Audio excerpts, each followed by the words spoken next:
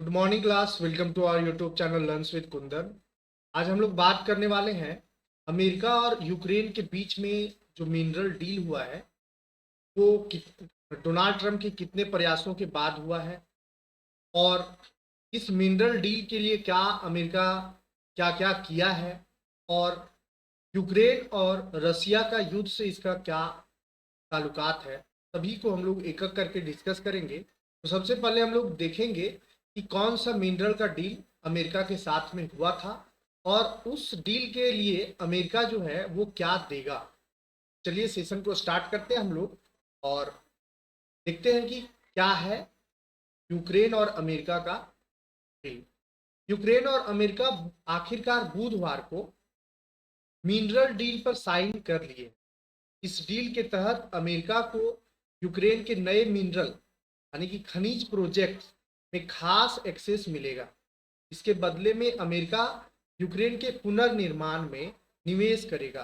पुनर्निर्माण मतलब कि 3 साल से अधिक का समय से यूक्रेन और रसिया का वॉर चल रहा है, और ये वॉर जो है अगर रसिया चाहता तो बहुत जल्दी खत्म हो जाता, लेकिन इसमें इतना राजनीतिकरण हो गया कि ये जो है वो अभी वॉर चल ही रहा है, और उस वार का जो भुगतान चुकाना पड़ा यूक्रेन को वो अमेरिका के सामने खनिज डील के साथ में चुकाना पड़ा। अब इस डील में पुनर्निर्माण करेगा अमेरिका, यूक्रेन में पुनर्निर्माण करेगा। तो पुनर्निर्माण जो रसिया के द्वारा ध्वस्त किए गए हैं, जो बिल्डिंगे जो कंस्ट्रक्शन ध्वस्त हुए हैं, उसका पुनर्निर्माण में मदद करेगा अमेरिका।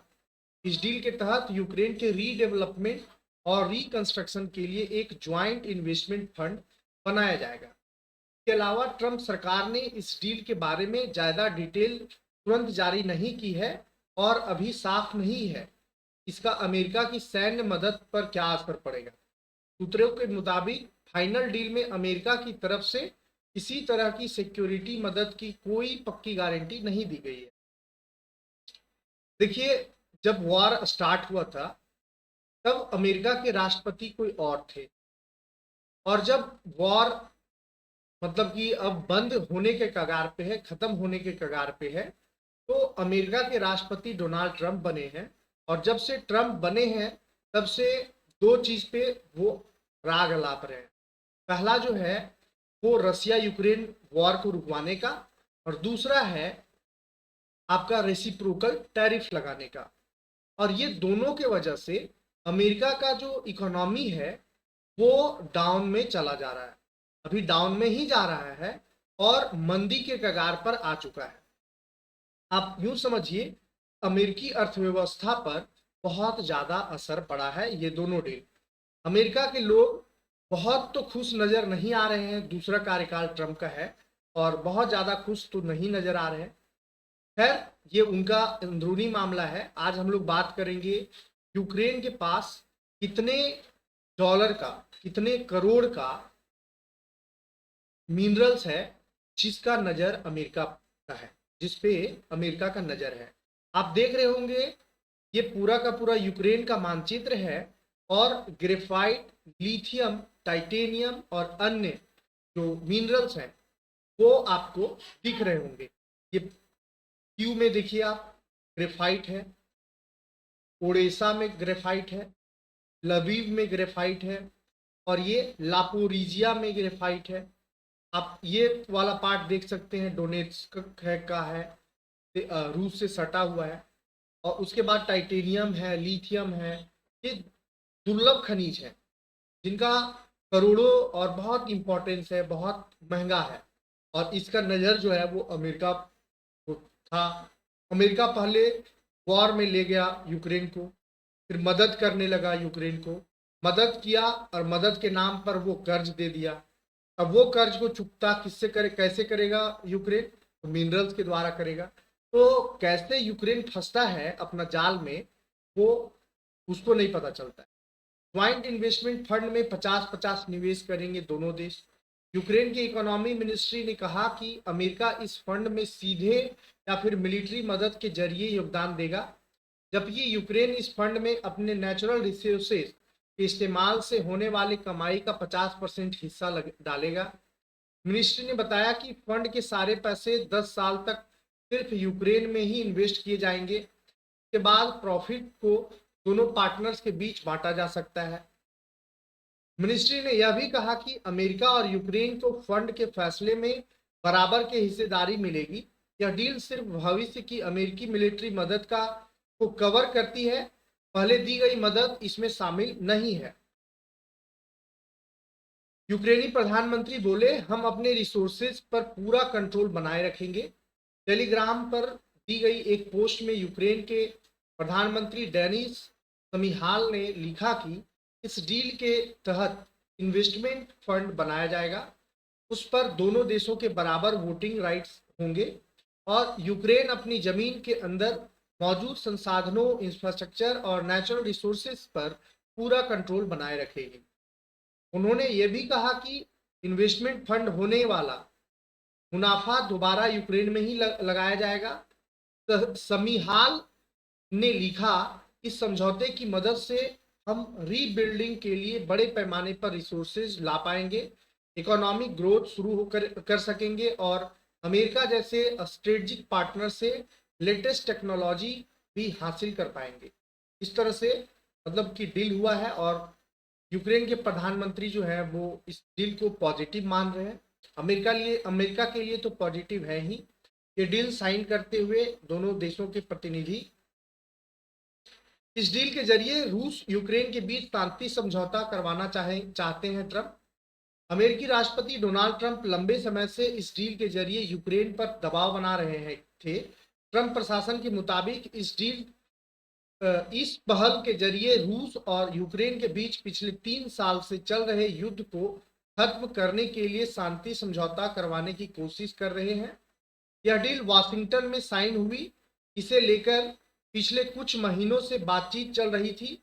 फरवरी के आखिर में यूक्रेनी राष्ट्रपति जेलेंस्की डील पर साइन करने के लिए अमेरिका गए थे, लेकिन वहां उनका राष्ट्रपति ट्रंप और उपराष्ट्रपति जेडी वेंस से बहस हो गई, जिससे डील कैंसिल हो गया।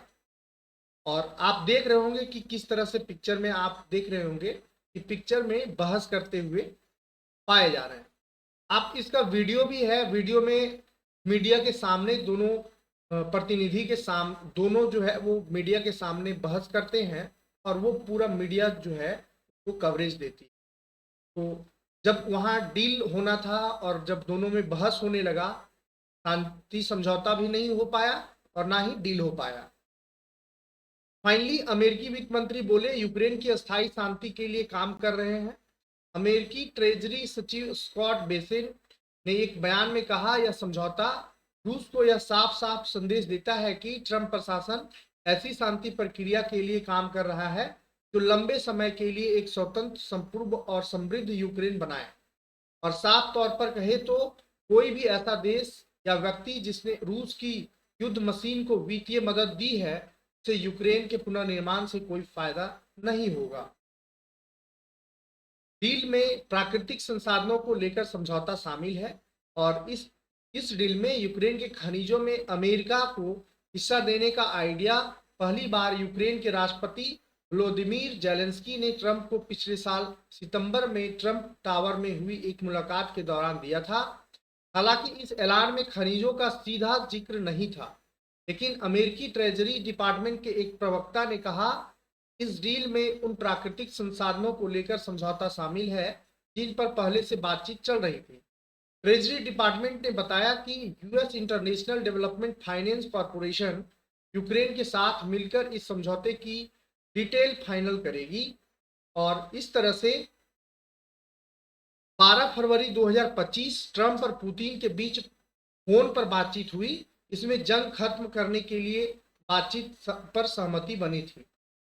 18 फरवरी को फिर से बात होता है। सऊदी अरब में अमेरिका और रूस अधिकारियों के बीच पीस डील पर चर्चा हुई थी। इसमें यूक्रेन का कोई प्रतिनिधि शामिल नहीं था। 11 मार्च को फिर से बात होती है। सऊदी अरब में अमेरिका और यूक्रेन के बीच बातचीत हुई।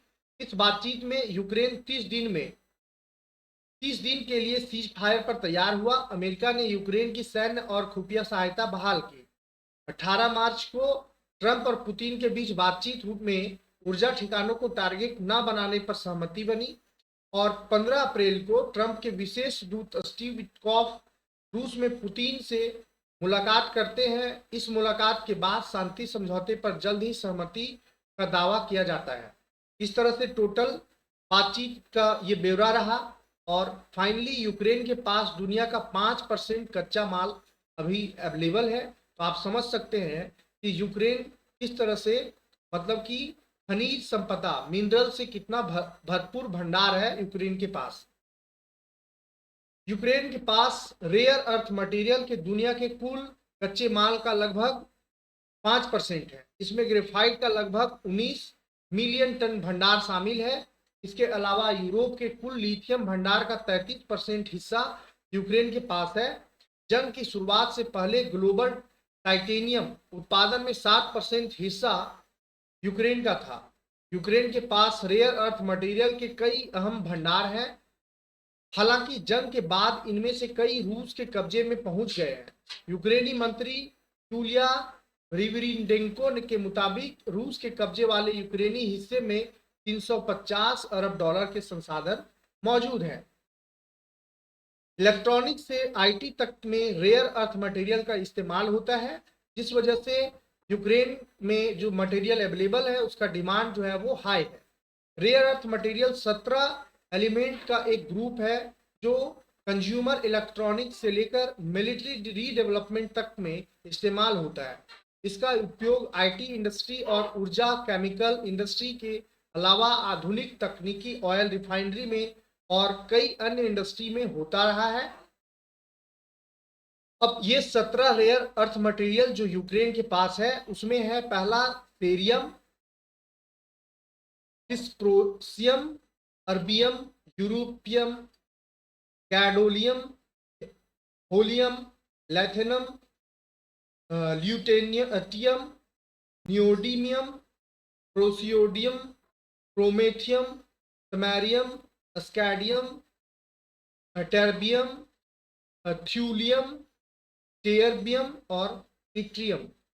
17 रेयर अर्थ मटेरियल है जो यूक्रेन के पास अवेलेबल है और इसका नज़र जो है वो अमेरिका का इस पे पड़ा।